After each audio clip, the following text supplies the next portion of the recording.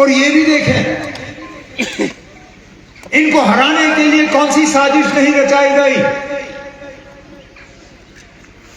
एक तरफ से आप मान के चले कि कश्मीर में डिलिमिटेशन का सबसे बड़ा निशाना अगर कोई था वो चौधरी मोहम्मद रमजान साहब थे। कितने वोट इनके काटे गए? 12,000, 40,000 से ज्यादा। मैं तो कंसेशन मान के कहता हूं चलो 20,000 ही सही। हंदवारा का बाजार पे हंदवारा से काटा गया ताकि इनको नुकसान हो। जहां इन्होंने हंदवारा में एनवायरमेंट सेंटर बनाया उसको तक भी हंदवारा से काट के लंगेट डाला गया ताकि चौधरी साहब को नुकसान हो। यहाँ आया हूँ हंदवारा के लोगों को, के लोगों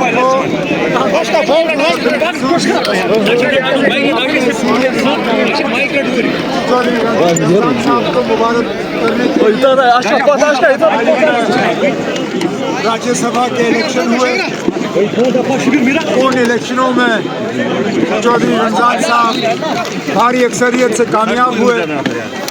अब हम उम्मीद कर रहे हैं कि जम्मू कश्मीर के लोगों की नुमाइंदगी हिंदुस्तान के उस सबसे बड़े ऐवान में होगी जहां 2022 के बाद हमारी आवाज़ पहुंची ही नहीं थी और नेशनल कॉन्फ्रेंस को वहां पे शायद 2015 के बाद दोबारा राज्यसभा में लोगों की नुमाइंदगी करने का मौका मिला है।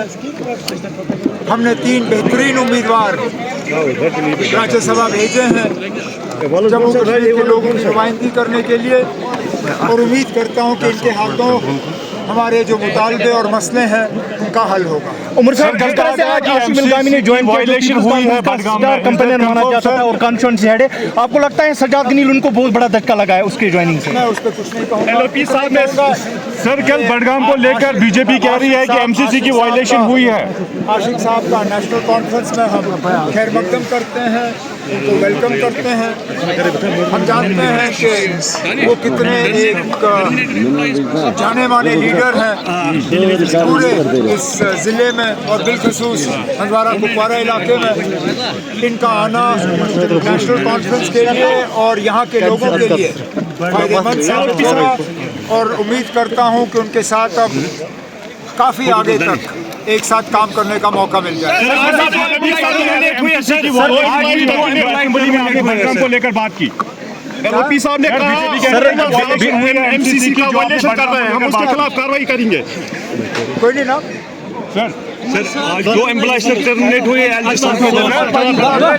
सर, क्या एमसीसी की वायलेशन हुई है क्या?